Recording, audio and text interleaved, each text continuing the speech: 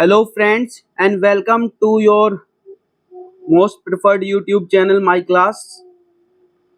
जो ये सीरीज हमने प्रीवियस ईयर क्वेश्चन पेपर्स की चला रखी है उसमें आज एक नया वीडियो आपके सामने लेके आए हैं। हालांकि ये सीरीज काफ़ी टाइम से होल्ड पे चल रही थी, लेकिन अब ये सीरीज को हम थोड़ा सा इसका पेस बढ़ाएंगे और इसमें और वीडियोज़ आपके लिए लेके आएंगे। तो सबसे पहले तो अगर आपने चैनल को सब्सक्राइब नहीं किया तो सबसे पहले तो चैनल को सब्सक्राइब कर दीजिए और वीडियो को एंड तक दीजिए देखिए। ये वीडियो जो भी लोग एसएससी की तैयारी कर रहे हैं और खासतौर से सीजीएल और सीएचएसएल उनके लिए बहुत इंपॉर्टेंट होने वाली है। उसके अलावा भी अगर कोई भी आप एग्जाम की प्रिपरेशन कर रहे हैं जिसमें English as a language and comprehension वाला पेपर होता है तो उसके लिए भी आपके लिए वीडियो बहुत ही यूजफुल रहने वाली है। ठीक है, ये हमने आज एक सीजीएल का 2023 का लेटेस्ट जो एग्जाम हुआ था उसी का ये प्रीवियस ईयर का पेपर लिया है और उसी का आज डिस्कशन करेंगे। हालांकि ये एक इजी लेवल का पेपर जो है वो आज बनाया गया है, लेकिन हम इसी में आगे जो है मॉडरेट और डिफिकल्ट लेवल के जो शिफ्ट्स वाले पेपर्स हैं उनको भी उठाएंगे और उनका भी डिस्कशन आपके लिए लेके आएंगे। और आपको ये भी बता दें कि जो प्रीवियस ईयर क्वेश्चन पेपर की हमारी सीरीज है इसके सारे वीडियोज आपको प्लेलिस्ट में मिल जाएंगे। उसका लिंक जो है आपको डिस्क्रिप्शन बॉक्स में मिल जाएगा, तो वहां से आप बाकी के जो प्रीवियस ईयर के पेपर्स हैं उनका भी वीडियो देख सकते हैं। उसमें आपके सिर्फ इंग्लिश के नहीं है, बाकी सब्जेक्ट्स के भी आपको वीडियोस देखने को मिल जाएंगे। तो शुरू करते हैं अपना आज का ये discussion. First question is select the incorrectly spelled word in the given sentence. तो करेक्ट इनकरेक्ट आपको पहले से पता है, स्पेलिंग से रिलेटेड काफी क्वेश्चंस आते हैं एसएससी में, तो उसी में आपको ये दिया है और उसमें आपके वर्ड्स दिए हुए हैं। एक्चुअली आप चाहें तो पहले पैराग्राफ भी पढ़ सकते हैं, लेकिन अगर आप सीधा ऑप्शंस पे जाएंगे तो आप वहां से भी आप आंसर ले सकते हैं। ठीक है ना। तो इसमें आपको बेगर्स, अप्रेंटिसेस, असाइंड और ग्लिटरिंग दिया हुआ है। तो यहाँ पे आपको देख लेते हैं एक बार। तो ये हमारी बेगर्स की स्पेलिंग बिल्कुल करेक्ट है, डबल जी आता है इसमें। ठीक है जी। अप्रेंटिसेस ये भी बिल्कुल ठीक है, इसमें डबल पी आता है। एक्चुअली सारे डबल वाले ही वर्ड दिए इसीलिए इसमें वो है, कॉमन चीज ये है। असाइंड की स्पेलिंग बिल्कुल सही है, डबल एस आता है। यहाँ पे जो ग्लिटरिंग है उसकी स्पेलिंग यहाँ पे गलत है, तो हमारा जो आंसर हो जाएगा वो फर्स्ट ही ऑप्शन हमारा गलत है, क्योंकि ग्लिटरिंग की जो करेक्ट स्पेलिंग है वो हमारी होती है GLI, डबल टी यहाँ पे आता है। तो कंफ्यूजन ये था कि डबल टी आता है ना कि डबल आर, और सिंगल आर आता है और हमारी स्पेलिंग हो जाती है ग्लिटरिंग की GLITTERING। ठीक है, तो होप आपको ये क्लियर हो गया होगा। स्पेलिंग का एक क्वेश्चन था। अगला क्वेश्चन देखते हैं। Select the most appropriate option to fill in the blank. आपको ब्लैंक दिया हुआ है और आपको ऑप्शन भरना है। She is dash a peacock in the blue satin sari. तो यहाँ पे आपको ऑप्शन दिया so beautiful as beautiful like और वेरी ब्यूटीफुल एज। तो यहाँ पे एक्चुअली दो चीजों के बीच कॉम्प्लीमेंट किया गया है। ठीक है ना, किसी चीज की तुलना दूसरी चीज से, तुलना नहीं बेसिकली कॉम्प्लीमेंट किया जा रहा है कि उसको उसके समान बताया जा रहा है। तो इस सिचुएशन में जो है यूज किया जाता है, जो यहाँ पे फ्रेज यूज किया था वो किया जाता है एज ब्यूटीफुल एज। तो she is as beautiful as a peacock. तो एज एज से दो सेंटेंसेज को जब हम जो एज और एज से जो हम किसी सेंटेंस को जोड़ते हैं तो वो वाली यहाँ पे जो है बेसिकली फॉर्मेशन यूज की गई है। तो यहाँ पे आंसर हमारा हो जाएगा एज ब्यूटीफुल एज। ठीक है, सो ब्यूटीफुल एज वैसे मेनली नेगेटिव उसमें यूज किया जाता है कि जब हम कंपैरिजन कर रहे होते हैं, ठीक है ना, बाकी सबके साथ, तो इसलिए ये वाला ऑप्शन नहीं आएगा। ब्यूटीफुल लाइक, तो यहाँ पे ए नहीं आता है। She is beautiful like a peacock in the blue satin sari, यहाँ पे ये भी सूटेबल नहीं है फॉर्मेशन। और वेरी ब्यूटीफुल एज तो होगा ही नहीं यहाँ पे। ठीक है ना, तो एज ब्यूटीफुल एज जो है वो यहाँ पे करेक्ट हो जाएगा। होप आपको ये समझ आया होगा। अगले क्वेश्चन पे बढ़ते हैं। Select the option that can be used as a one word substitution. यहाँ पे पूछा है आपसे for the given group of word. तो ये वन वर्ड सब्स्टिट्यूशन अक्सर एसएससी में पूछा ही जाता है। तो देख लेते हैं। पहला जो सेंटेंस जो एक्चुअली है किसके लिए वन वर्ड है, वो पूछ रहा है a thing fit to eat, मतलब ऐसी चीज जो खाई जा सके। तो इसमें आंसर आपका हो गया है, सेकंड आपका आंसर हो जाएगा एडिबल। एडिबल का मतलब होती है खाद्य, जिसको खाया जा सके। हिंदी में बोलते हैं हम इसको खाद्य, जिसको खाया जा सके। बाकी के मीनिंग्स भी एक बार देख लेते हैं। तो डाइजेस्टेबल का मतलब होता है सुपाच्य, जो आराम से पच सके उसको बोलते हैं हम डाइजेस्टिबल, जिसको पचाया जा सके, सुपाच्य। वहीं एलिजिबल का मतलब होता है योग्यता, योग्य। आपने देखा होगा जब आप एग्जाम भरते हैं तो उसमें कहते हैं ना एलिजिबिलिटी चेक कर लो कि आप एलिजिबल हैं या नहीं है, मतलब आप योग्य हैं या नहीं है। क्यूरेबल का मतलब है कोई बीमारी जिसको ठीक किया जा सकता है, जिसका इलाज संभव है, उसको हम बोलते हैं क्यूरेबल। और जो क्योर नहीं हो सकते उनको हम बोलते हैं इनक्यूरेबल या नॉन क्यूरेबल। ठीक है, तो आपको क्लियर हो गया, इसका आंसर हो जाएगा बी, एडिबल। आगे बढ़ते हैं। Fourth question is select the grammatically correct sentence. तो ग्रामेटिकली करेक्ट बताना है आपको, एरर वाला क्वेश्चन है कि कौन सा जो है ग्रामेटिकली करेक्ट है। तो अगर आप ऑप्शन एक बार पढ़ लेते हैं, the participants of the competition are waiting for their turn curiously, a participants of the competition is waiting for their turn curiously, the participants of the competition has been waiting for their turn curiously, the participants of the competition is waiting for their turn curiously. तो basically जब आप options पढ़ेंगे तो आपको ये थोड़ा सा idea लग जाएगा कि ये जो फॉर्मेशन दी है ये कहीं ना कहीं सब्जेक्ट और वर्ब के एग्रीमेंट से जो है वो क्वेश्चन यहाँ से उठाया गया है। और सब्जेक्ट और वर्ब के एग्रीमेंट में सिर्फ एक दो ही बातें आपको याद रखनी है कि अगर सिंगुलर सब्जेक्ट है तो उसके साथ वर्ब भी सिंगुलर आती है, और अगर आपका प्लूरल सब्जेक्ट है तो उसके साथ वर्ब भी प्लूरल आती है। लेकिन ये चीज जितना देखने में आसान लगती है, कई बार जब क्वेश्चन अटेम्प्ट करते हैं, जब रूल्स पढ़ते हैं, तो वहां पे हमें बहुत सारी डिफरेंट वेराइटीज देखने को मिलती है। तो यहाँ पे तो हालांकि इजी क्वेश्चन है, आपको बता देते हैं। देखो द पार्टिसिपेंट जो ये है प्लूरल सब्जेक्ट, तो इसके साथ जहां जहां सिंगुलर वर्ब लग रही है वो ऑटोमेटिकली खत्म हो जाएगा, तो ये वाला ऑप्शन हमारा कैंसिल हो जाएगा, और हैज बीन वाला ऑप्शन भी हमारा कट हो जाएगा, और थर्ड ऑप्शन जो फोर्थ ऑप्शन है वो भी हमारा यहाँ पे कैंसिल हो जाएगा। तो इसलिए इजी बताया मैंने, क्योंकि तीन ऑप्शंस ऑटोमेटिकली कट गए। क्योंकि प्लूरल सब्जेक्ट है तो यहाँ पे जो आंसर होगा द पार्टिसिपेंट्स के साथ होगा आर वेटिंग, तो ऑटोमेटिकली आपका फर्स्ट ऑप्शन जो है वो करेक्ट हो जाएगा। प्लूरल सब्जेक्ट के साथ प्लूरल वर्ब आएगी, यही यहाँ पे बेसिकली आपको सब्जेक्ट वर्ब एग्रीमेंट चेक करना था। तो हमारा फर्स्ट जो है वो ग्रामेटिकली करेक्ट हो जाएगा, बाकी के सारे सब्जेक्ट वर्ब एग्रीमेंट की वजह से इनकरेक्ट है। आगे बढ़े। अगर वीडियो आपको पसंद आ रहा है तो आप लाइक कर सकते हैं, चैनल को सब्सक्राइब कीजिए, और हम इस वीडियो को ज्यादा से ज्यादा शेयर कीजिए ताकि आउटरीच बढ़ सके। आगे बढ़ते हैं। Sentences of a paragraph are given below in jumbled order. तो जम्बलिंग ऑफ सेंटेंसेज इसको बोलते हैं। हालांकि जम्बलिंग दो तरह से आती है, एक तो आपको एक सेंटेंस बनाना होता है मीनिंगफुल वर्ड्स के थ्रू, और एक आपको पूरे पूरे सेंटेंसेज दिए होते हैं, उससे आपको जम्बलिंग करके उनको आपको अरेंज करना होता है एक मीनिंगफुल पैराग्राफ में। तो ये सेकंड वाला टाइप है जिसमें आपको पैराग्राफ बनाना है। हालांकि सिंपल है लेकिन पढ़ लेते हैं। Arrange the sentences in the correct order to form a meaningful and coherent paragraph. ठीक है, तो मीनिंगफुल और कोहेरेंट पैराग्राफ में अरेंज करना है। तो पहले चारों स्टेटमेंट पढ़ते हैं। सबसे पहले आपको ये देखना चाहिए कि फर्स्ट स्टेटमेंट कौन सा हो सकता है। अगर आप फर्स्ट स्टेटमेंट का आइडिया लगा सकते हैं, या ये लगा लें कि ये वाला तो फर्स्ट स्टेटमेंट हो ही नहीं सकता है, तो आपके लिए कुछ ऑप्शंस कम हो जाते हैं। जैसे पढ़ते हैं the top band is made of saffron which symbolizes power and courage. तो ये देखने से लग रहा है कि शायद टॉप, ये पहले वाला तो नहीं होगा। The constituent assembly adopted our national flag Tiranga which means tricolour on 22 July 1947। तो ये हो सकता है as a symbol of nationalism and freedom it is fashion from khadi which is domestically spun Indian cotton. तो जो ट्राई कलर है उसकी बात हो रही है। अभी हमने इंडिपेंडेंस डे सेलिब्रेट किया था, तो ये क्वेश्चन आप उस कॉन्टेक्स्ट में भी समझ लीजिए। It features 3 horizontal stripes that are all the same width. तो यहाँ पे आपको ये तो आइडिया लग गया होगा पहला स्टेटमेंट जो है वो हमारा कहीं ना कहीं बी है, क्योंकि ये ट्राई कलर की बात कर रहा है कि जो हमारा तिरंगा है वो अडॉप्ट कब किया गया था। The constituent assembly adopted our national flag Tiranga which means tricolour on 22 July 1947। तो बी हो गया हमारा पहला स्टेटमेंट। ठीक है, तो जिसमें बी नहीं है वो ऑप्शन ऑटोमेटिकली कैंसिल हो गया। अब आपके पास या तो बी डी आएगा या बी सी आएगा।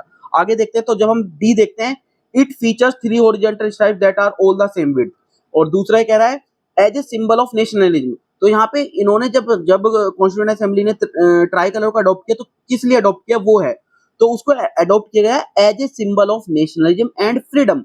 It is fashioned from khadi which is domestically spun Indian cotton. तो यहाँ पे सी हमारा हो जाएगा सेकंड स्टेटमेंट। फिर थर्ड स्टेटमेंट है इट फीचर्स 3 हॉरिजॉन्टल स्ट्राइप्स। के अंदर 3 हॉरिजॉन्टल स्ट्राइप्स होती हैं that are all the same width, और तीनों की चौड़ाई सेम होती है। तो डी हमारा हो जाएगा थर्ड स्टेटमेंट।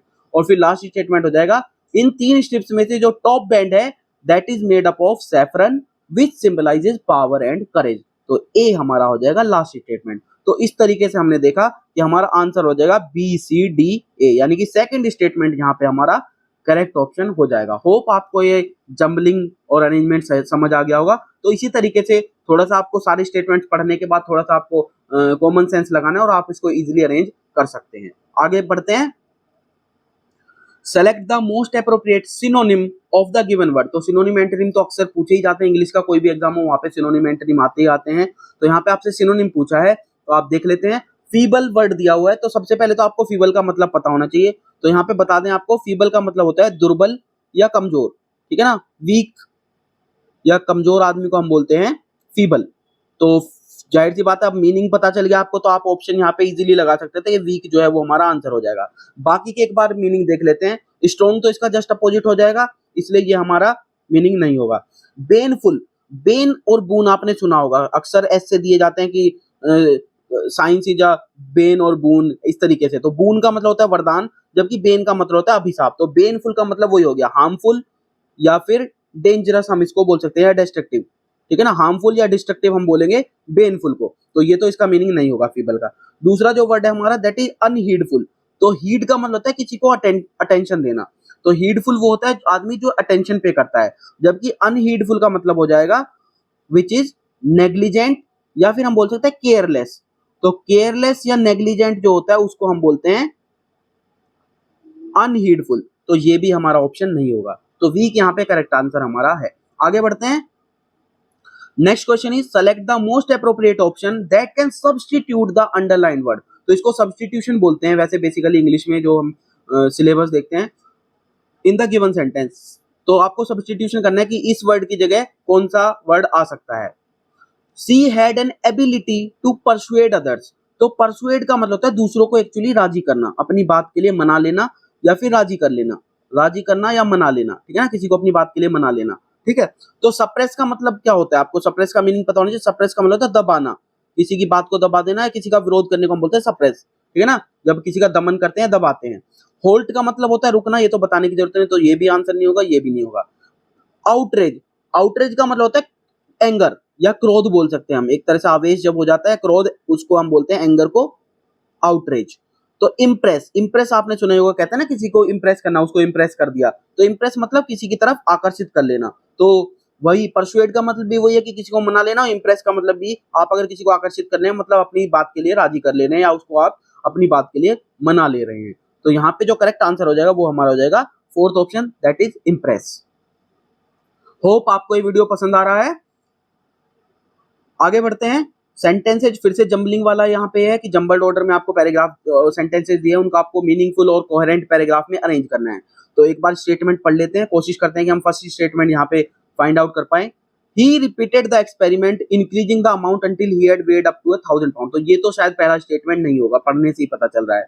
फिर थ्री बी स्टेटमेंट देखते हैं। During the spring of 1717 the iron foundries in a remote district were often visited by a thin middle age man with a notebook. ये हो सकता है। 3 cauldrons were next prepared under his directions। ये जो है ये भी फर्स्ट स्टेटमेंट तो नहीं होगा। He would weigh out 2 pounds of iron, have them heated till they were red hot and then weigh them again। तो ये भी फर्स्ट स्टेटमेंट नहीं होगा। तो ये तो क्लियर है कि जो फर्स्ट स्टेटमेंट हमारा होने वाला है वो होगा बी यहाँ पे, ठीक है। तो during the spring of 1717 the iron foundries in a remote district were often visited by a thin middle age man with a notebook, जिसके हाथ में एक नोटबुक होती थी। तो ऐसे आदमी के द्वारा विजिट किया जाता था। उसके बाद वो क्या करता था, तो जाहिर सी बात है रिपीट एक्सपेरिमेंट क्या करेगा, उसके लिए पहले एक्सपेरिमेंट तो करने पड़ेंगे, बिल्कुल। तो यानी कि उसके बाद आएगा हमारा डी स्टेटमेंट, ही वुड अगर आप देखेंगे तो या तो 2 होगा या फिर हमारा फोर्थ होगा। तो 2 स्टेटमेंट तो हमने वैसे ही काट दिए। अब आगे बढ़ते हैं, या तो सी होगा या फिर डी होगा। तो सी तो नहीं होने वाला, डी वाला देखते हैं। He would weigh out 2 pounds of iron, have them heated till they have red hot and then weigh them again. पहले उनको वे करता था, उनको हीट करता था, फिर जब वो रेड हॉट हो जाते थे उनको फिर से वे करता था। तो ये एक तरह का एक्सपेरिमेंट कर रहा था, और उसके बाद वो उसका करेगा रिपीटेशन। तो यानी कि ए आएगा उसके बाद। तो बी, फिर सी, बी डी सॉरी, और फिर हमारा ए आएगा, और फिर हमारा लास्ट स्टेटमेंट हो जाएगा C. 3 cauldrons were next prepared under his directions. उसके बाद 3 cauldrons जो है वो प्रिपेयर किए गए उनके डायरेक्शंस में। तो यहाँ पे जो हमारा करेक्ट ऑर्डर हो जाएगा that is B D A C. थोड़ा सा मीडियम लेवल का कहेंगे, लेकिन वैसे इजी ही था, इतना टफ नहीं था, ठीक है। होप आपको जंबलिंग समझ आई होगी। आगे बढ़ते हैं। Select the most appropriate meaning of the given idiom. यहाँ पे आपको ईडियम दिया हुआ है, उसका आपको मीनिंग बताना है। तो ईडियम फ्रेजेस जो है वो एसएससी के एग्जाम्स में आते ही आते हैं, तो ये टॉपिक तो आप छोड़ नहीं सकते, इसको आपको प्रिपेयर करना ही होगा। तो यहाँ पे दिया हुआ है लिली लीवर्ड। तो लिली लीवर्ड बेसिकली बोलते हैं जो कोई डरपोक या वीक आदमी होता है, कमजोर बोल दो या डरपोक, बेसिकली जो डरपोक होता है, कोवार्डली, उसके लिए यूज किया जाता है लिली लीवर्ड। तो इनमें से आपके लिए कोवार्ड वाला जो आपको देखना है कि कोवार्ड का मीनिंग कौन सा जो है स्टेटमेंट वो बता रहा है। तो यहाँ पे आप देखें नोटी तो कोवार्ड का मीनिंग नहीं बता रहा। ब्रेव जो है वो जस्ट अपोजिट होता है, बहादुर। कॉमिकल वो होता है जो हंसी मिजाज का होता है, जो बहुत ज्यादा हंसी मिजाज वाला आदमी होता है वो। तो यहाँ पे एक ही ऑप्शन बचा, नॉट ब्रेव, जैसा कि मैंने आपको बताया, कोवार्डिस, कोवार्डली या वीक आदमी को बोलते हैं, डरपोक आदमी को बोलते हैं हम, लिली लीवर्ड। ठीक है, तो होप आपको ये समझ आया होगा। आगे बढ़ते हैं।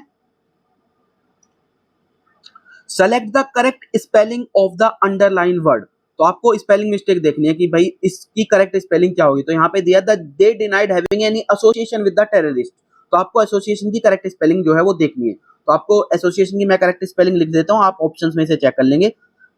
ASSOCIATION, ये हमारी होती है एसोसिएशन की स्पेलिंग। तो फर्स्ट ऑप्शन ही हमारा यहाँ पे जो है वो करेक्ट आंसर हमारा हो जाएगा। बाकी स्पेलिंग्स गलत दी हुई हैं, तो स्पेलिंग्स आपको जरूर पढ़नी है। स्पेलिंग्स बेसिकली आपको 200-250 स्पेलिंग ऐसी होती है जो आपको ध्यान देना है, उन्हीं में से अक्सर क्वेश्चंस पूछे जाते हैं। और अगर आपने वो स्पेलिंग्स आपकी पक्की कर ली हैं तो आपको शायद स्पेलिंग्स में ज्यादा दिक्कत नहीं होगी।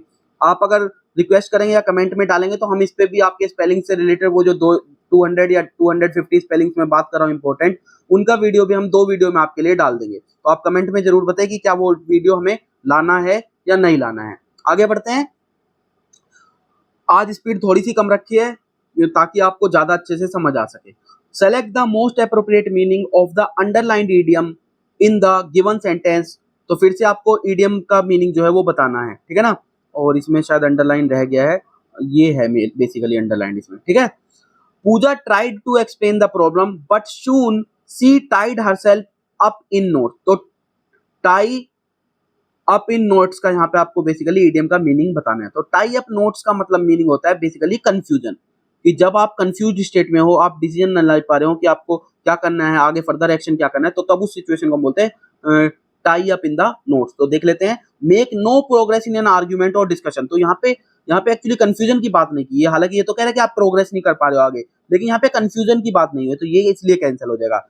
ये दूसरा देखिए, become very confuse when you are trying to explain something, कि आप कोई चीज एक्सप्लेनेशन कर रहे हैं लेकिन आप उसी चीज में उलझ के रह जाते हैं और आप कंफ्यूज हो जाते हैं और एक्सप्लेन ढंग से नहीं कर पा रहे हैं।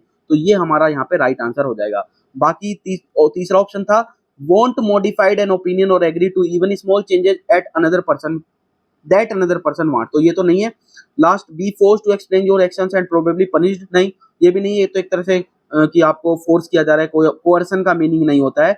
तो टाइड अप इन नोट्स का मतलब होता है basically become very confuse when you are trying to explain something. ठीक है, आगे बढ़ते हैं। होप आपको समझ आया होगा। Sentences of a paragraph are given below in jumbled order. फिर से जम्बलिंग वाला है कि आपको अरेंज करना है उनको कोहेरेंट पैराग्राफ में और मीनिंगफुल पैराग्राफ बनाना है। तो वही चीज है, यहाँ पे आप कोशिश कीजिएगा फर्स्ट स्टेटमेंट जो है आइडेंटिफाई कर पाए कि वो सेंटेंस कौन सा होगा जो सबसे पहले आएगा। ऑप्शंस है, in Bihar and central India in particular every district had smelters that used coal deposits of ore to produce iron which was widely used for the manufacture of implements and tools of daily use। तो basically जो है smelting की बात की जाए तो ये लग रहा है कि शायद फर्स्ट स्टेटमेंट हो सकता है, इसको हम आउटराइटली रिजेक्ट नहीं करेंगे अभी। The smelting was done by man while women worked on the bellows pumping air that kept the charcoal burning. तो ये प्रोसेस बता रहा है, तो ये तो फर्स्ट स्टेटमेंट नहीं होगा, कहीं बीच में आएगा। बट आयरन, क्योंकि बट से ही शुरू हो रहा है तो जाहिर सी बात है पहले तो ये स्टेटमेंट पहला तो हो ही नहीं सकता है। But iron is melting in India was extremely common till the end of the 19th century. तो ये भी नहीं होगा। यहाँ पे लास्ट स्टेटमेंट देखते हैं, production of wood steel required a highly specialised technique of refining iron. तो ये फर्स्ट स्टेटमेंट जो है लग रहा है कि ये होगा कि प्रोडक्शन वुड स्टील का जो है वो एक हाईली स्पेशलाइज्ड टेक्निक से जो है वो किया जाता है। तो सबसे पहला स्टेटमेंट हमारा होना चाहिए डी। तो हालांकि डी पहले सिर्फ एक ही ऑप्शन में, तो आप इसको आंसर लगा सकते हैं, फिर भी आप बाकी स्टेटमेंट पढ़ लेते हैं। तो इसके हिसाब से अगर हम देखें तो यहाँ पे सी जो है सेकंड स्टेटमेंट होना चाहिए। अब उसको पढ़ते हैं कि वुड स्टील बनाने के लिए जो है टेक्निक जो आयरन को रिफाइन करने के लिए बहुत ही स्पेशलाइज्ड होती है, लेकिन iron smelting in India was extremely common till the end of 19th century. लेकिन आयरन स्मेल्टिंग जो है वो इंडिया में काफी कॉमन थी। तो ये सेकंड स्टेटमेंट बिल्कुल फिट बैठ रहा है।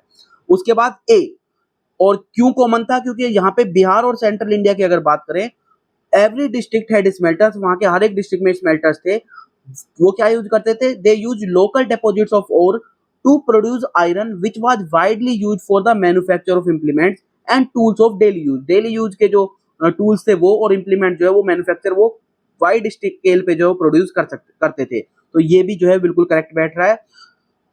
The smelting was done by man, और उस प्रोसेस में वहां पे क्या किया जाता था, स्मेल्टिंग कौन करते थे, मैन, और जो वुमेन थी वो क्या करती थी, वो वर्क करते थे बेलोज पे। बेलो का मतलब है वहां पे जो उसमें हवा दी जाती है, जो स्मेल्टिंग के प्रोसेस में जो हवा दी जाती है उसको बेलोज बोलते हैं।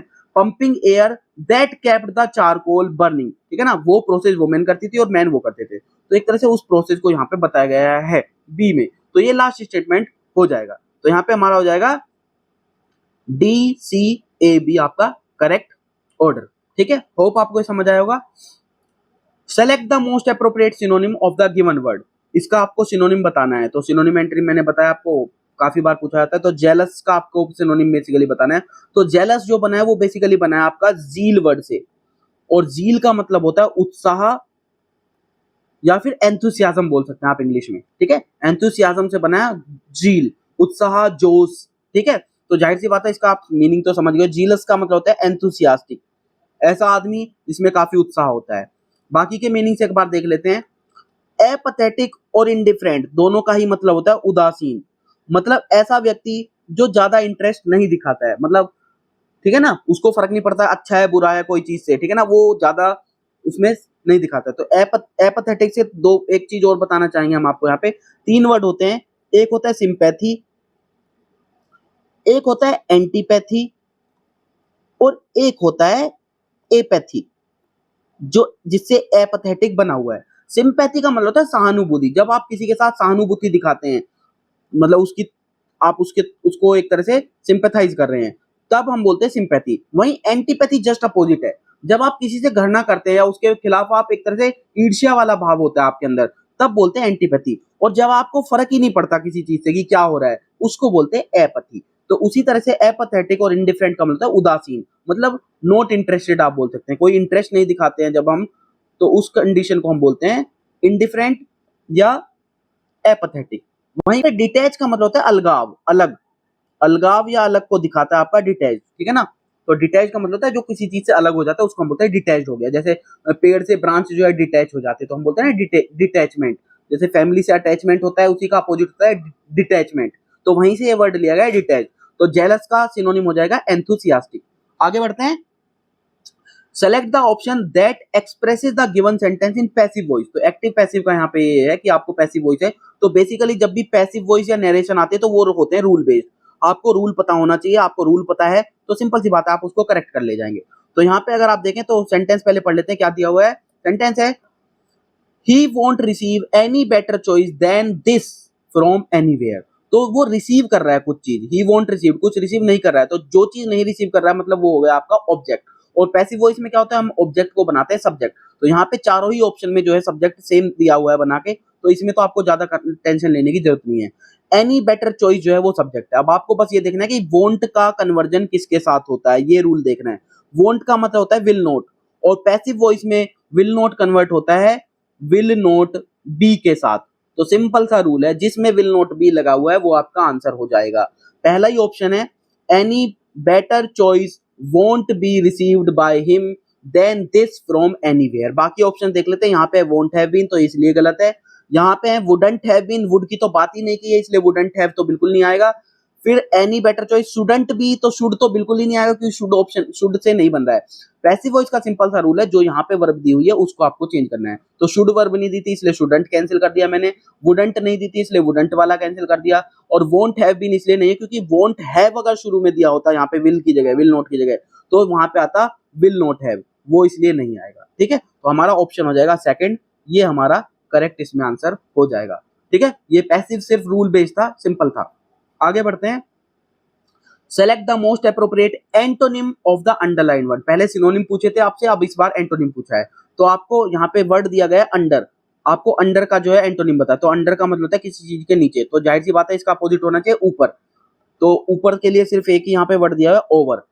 ठीक है, ओवर का मतलब होता है किसी चीज के अबव, ओवर। ठीक है ना, ओवर द टॉप आपने सुना भी, ओटीटी प्लेटफॉर्म को बोलते हैं ना ओवर द टॉप, तो ओवर वहां से भी आप ध्यान रख सकते हैं। ठीक है ना, ओवर द काउंटर, उसमें भी ये होता है कि काउंटर के ऊपर से आप ले सकते हैं जाके। ठीक है, काउंटर पे जाके।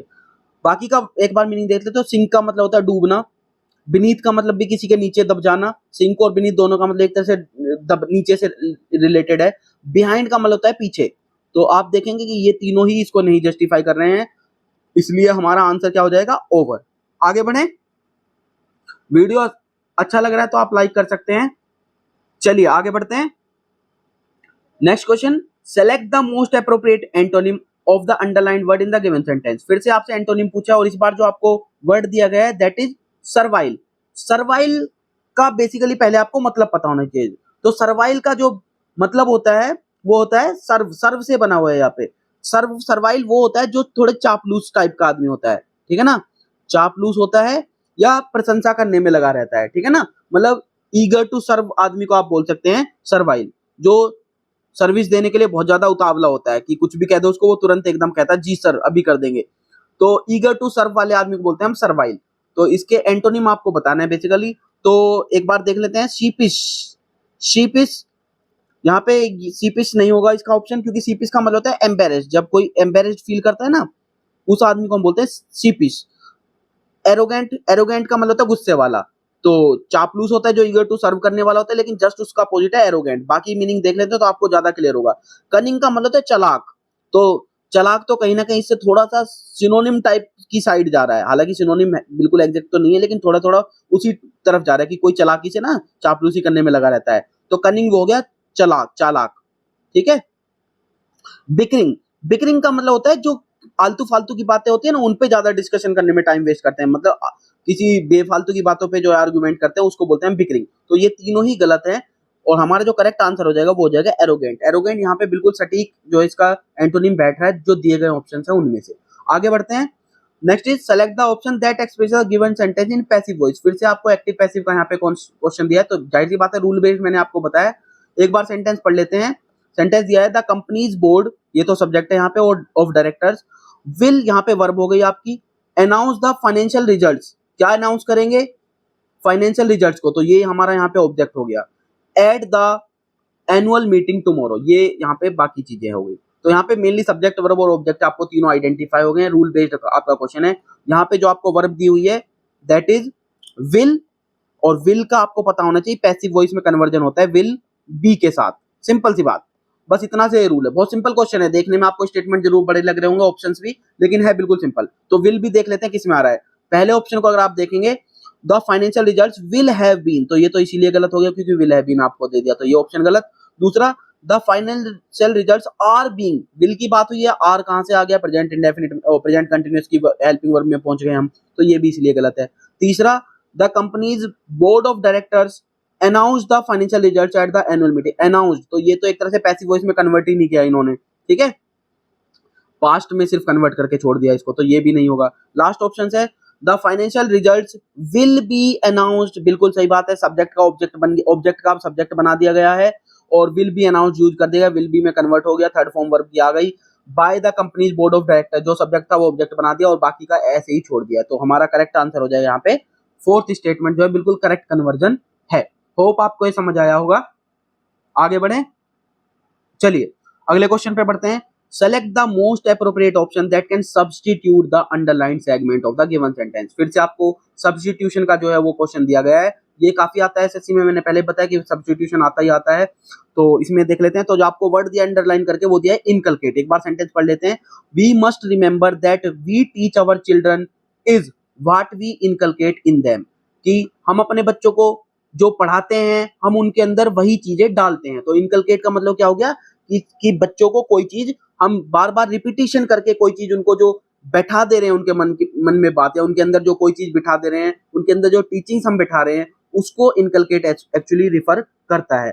तो इनकलकेट का मतलब होता है कि टीच बाय रिपीटिशन, और उस चीज को उसके दिमाग में, माइंड में या मन में बैठा देना। किसी को बार बार रिपीटिशन के थ्रू आप टीच कर रहे हैं और उस चीज को उसके अंदर बैठा देने को बोलते हैं हम इनकलकेट, ठीक है जी। तो होप आपको मीनिंग समझ आएगा। बाकी के वर्ड्स देख लेते हैं। एंडेंजर, एंडेंजर का मतलब होता है बेसिकली खतरे में डालना किसी को, तो किसी को खतरे में डाल देने को बोल देते हैं हम एंडेंजर, तो ये तो इसका मीनिंग नहीं होगा। होप आपको समझ आया होगा। सेकंड ऑप्शन इंपोर्ट, इंपोर्ट का मतलब होता है आयात, आपने सुना होगा आयात और निर्यात। जब हम खरीदते हैं कहीं से बाहर से तो हम कहते हैं आयात कर रहे हैं, इंपोर्ट मतलब बाहर से कोई चीजों को लेना, ठीक है। इंस्पायर, इंस्पायर का मतलब किसी चीज को, किसी को प्रेरित करना। तो यहाँ पे बच्चों को हम प्रेरित तो नहीं कर रहे, हम उनको सिखा रहे हैं, एक तरह से उनके अंदर कोई वैल्यूज डाल रहे हैं।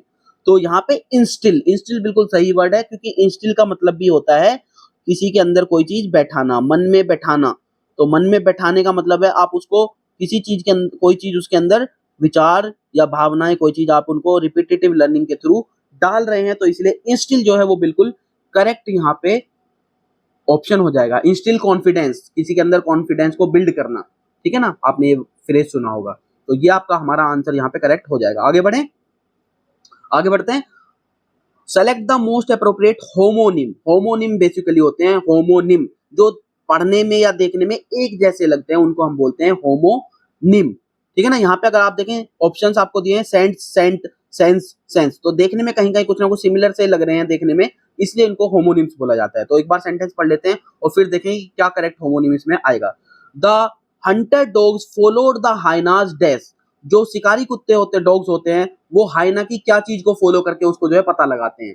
तो यहाँ से ही आपको आइडिया लगेगा कि वो जो डॉग्स होते हैं वो किस चीज के लिए फेमस होते हैं, कि वो सूंघ के, और वो सूंघेंगे क्या चीज, कोई स्मेल, कोई, ठीक है ना, फ्रेग्रेंस, कोई गंध, इस टाइप से। तो जो उसका मीनिंग निकलेगा वही हमारा आंसर हो जाएगा। सेंट्स तो जो बेसिकली डॉलर के पार्ट्स होते हैं उनके लिए यूज करते हैं। सेंट्स कहते हैं ना, मेरे पास 5 सेंट है, 6 सेंट है, तो ये तो उसके लिए है, तो ये तो ऑप्शन हमारा गलत हो जाएगा।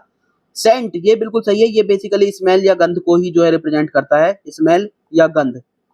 बाकी को ऑप्शन देख लेते हैं। सेंस, जो ये CENC सेंस होता है, इसका मतलब वैसे तो परफ्यूम होता है, लेकिन बेसिकली ये यूज होता है जब धूप वगैरह या लोबान वगैरह के लिए यूज करते हैं, तब सेंस का यूज होता है। इंसेंस आपने सुना होगा, इंसेंस बेसिकली धूप बत्ती वगैरह को बोलते हैं हम, ठीक है ना। तो सेंस का मतलब होता है कि कोई परफ्यूम वगैरह चीज। जो सेंस है, ये वाला सेंस, इसका मतलब होता है कोई परख या समझ। कहते हैं ना कि कॉमन सेंस आपने सुना होगा, मतलब समझ, या किसी चीज को परखने को बोलते हैं कि आप थोड़ा सा सेंस लगाओ, मतलब थोड़ा सा परखो या थोड़ी सी समझ, इसमें समझो इस चीज को, तो वो सेंस वो वाला होता है। तो यहाँ पे जो ऑप्शन हमारा हो जाएगा वो हो जाएगा हमारा आंसर सेंट, जिसका मतलब होता है गंध या स्मेल। उसकी गंध को यानी स्मेल को फॉलो करते हैं जो डॉग्स होते हैं, और वो हाइना का पता लगाते हैं, ठीक है। आई होप आपको ये क्लियर हो गया होगा। होमोनिम्स होते हैं जिनको, जो देखने में हमें सिमिलर से लगते हैं। Next question, the following sentence has been split into 4 segment. 4 segment में आपको स्प्लिट कर दिया है, और आपको बताना है, आपको आइडेंटिफाई करना है segment that contains an error. तो एरर वाला ये क्वेश्चन है। पहले एरर काफी आते थे एसएससी में, आज कम कर दिए, एक ही एरर का क्वेश्चन दिया है इसमें। तो आपको बताना है किस पार्ट में जो है वो एरर है। अगर पहले तो हालांकि डी ऑप्शन भी होता था जिसमें कि कोई एरर नहीं होता, तो वो होता था। इसमें 4 आपको ऑप्शन दे और बताना आपको एरर किस में है। तो यहाँ पे अगर आप शुरू में पढ़े, इजी क्वेश्चन है बिल्कुल, शुरू में पढ़ेंगे तो नीतू हैव बीन दिया हुआ है, सब्जेक्ट वर्ब का ये यहाँ पे एरर है। सब्जेक्ट वर्ब एग्रीमेंट का 2 क्वेश्चन आ गए सब्जेक्ट वर्ब एग्रीमेंट से, ये टॉपिक इंपॉर्टेंट होता है। नीतू देखें तो आप सिंगुलर सब्जेक्ट है, जबकि उसके साथ जो वर्ब जहाँ पे यूज की गई है वो की गई है प्लूरल, तो इसलिए यहाँ पे इसी पार्ट में आपका एरर हो जाएगा। तो फर्स्ट पार्ट ही हमारा आंसर यहाँ पे हो जाएगा। यहाँ पे होना चाहिए था Neetu has been waiting for me since 10 o'clock in the morning. तो बाकी जो फॉर्मेशन वो बिल्कुल सही है, ये आपकी प्रेजेंट परफेक्ट कंटिन्यूअस टेंस की फॉर्मेशन है। तो बाकी रूल सारा सेम, सारा ठीक है, सिर्फ जो है सब्जेक्ट वर्ब एग्रीमेंट वाला पार्ट जो है वो गलत था, क्योंकि सिंगुलर के साथ सिंगुलर सब्जेक्ट आना चाहिए था। होप आपको ये क्लियर हुआ होगा। आगे बढ़ते हैं। अब जो नेक्स्ट 5 क्वेश्चन है वो बेसिकली जो आपके पैराग्राफ होता है उससे रिलेटेड है, और आपको यहाँ पे कुछ ब्लैंक्स दिए हुए हैं और आपको ऑप्शंस में से वो ब्लैंक भरने हैं, ठीक है ना। तो ये पैसेज वाला क्वेश्चन है, तो इसमें देख लेते हैं एक बार। हमको इसके 2 तरीके होते हैं, या तो आप पूरा पैराग्राफ एक बार पढ़ लीजिए, या फिर आप आइडिया भी लगा सकते हैं, सेंटेंस वाइज भी पढ़ सकते हैं। तो बेसिकली आप आइडिया, अगर सेंट्रल आइडिया आपने इसका पढ़ लिया है पैराग्राफ का, तो आप इजी होता है कि आप उसको इजीली फिल कर सकें। तो हम साथ साथ ही भरते चलेंगे, क्योंकि 5 क्वेश्चन तो एक साथ नहीं दिख रहे हैं, आगे आगे दिखेंगे, तो हम एक एक भरते चलेंगे। यहाँ पे पढ़ते हैं, human life is dash a unique blessing which in turn depends on the dash of the self. तो ह्यूमन लाइफ एक यूनिक ब्लेसिंग क्या की जाती है, कंसीडर तो नहीं होगा, इज लगा हुआ है, तो जाहिर सी बात है पैसिव वॉइस में आ गया यहाँ पे। तो ह्यूमन लाइफ इज कंसीडर्ड आ जाएगा यहाँ पे, ठीक है जी, इसके साथ कंसीडर्ड हो जाएगा क्योंकि पैसिव वॉइस है। ह्यूमन लाइफ को कंसीडर किया जाता है, ठीक है ना, एक unique blessing which in turn depends on the dash of the self. जो किस पे डिपेंड करती है, सेल्फ के अवेयर पे नहीं, विटनेस पे नहीं, सेल्फ के नोन पे नहीं, सेल्फ अवेयरनेस पे, खुद को जानने पे डिपेंड करती है। तो पहले 2 स्टेटमेंट तो आपको मेरे हिसाब से क्लियर हो गए होंगे, ठीक है। अगर इसमें कोई डाउट है तो आप कमेंट सेक्शन में डाल के डाउट पूछ सकते हैं, ठीक है जी। आगे बढ़ते हैं। थर्ड है, he who is not aware of the self, जो अपने आप से अवेयर नहीं है, can neither have peace nor can he foster peaceful existence. तो ना तो उसके पास उसको शांति रहेगी और ना ही वो पीसफुल को एग्जिस्टेंस पा सकता है। We have to link our soul with God, हमें अपनी जो आत्मा है उसको ईश्वर के साथ जोड़ना होता है। And body with the physical world, और जो हमारा शरीर है उसको ये जो फिजिकल वर्ल्ड है, भौतिक दुनिया है, उसके साथ जोड़ना होता है। फॉर सबस्टांस, फिर dash the formless God is invisible, तो यहां पे आप मीनिंग देखें, फ्रॉम से तो नहीं लगेगा, सिंस ये हो सकता है, एज पर भी नहीं होगा, फॉर ये हो सकता है, क्योंकि जो फॉर्मलेस गॉड है इज इनविजिबल, वो दिखाई नहीं देता है, टू द नेक्ड आई, हमारी जो नेक्ड आई है उनसे हम नहीं देख सकते उसको। In our mind often wonders wherever it goes, लेकिन जो हमारा दिमाग है, क्योंकि भगवान हमें नहीं दिखाई देता फॉर्म इनसे, नेक्ड आई से, तो जो हमारा दिमाग है वो अक्सर घूमता रहता है। वंडर का मतलब इधर से उधर घूमता रहना, वेयर एवर इट गोज, जहां वो जाता है वहीं घूमता रहता है। तो यहाँ पे जो करेक्ट ऑप्शन आएगा वो आएगा हमारा since the formless God is invisible, क्योंकि जो फॉर्मलेस गॉड है, निर्विकार जो ईश्वर है, वो इनविजिबल है, इसलिए यहाँ पे सिंस जो है सबसे सुटेबल ऑप्शन है।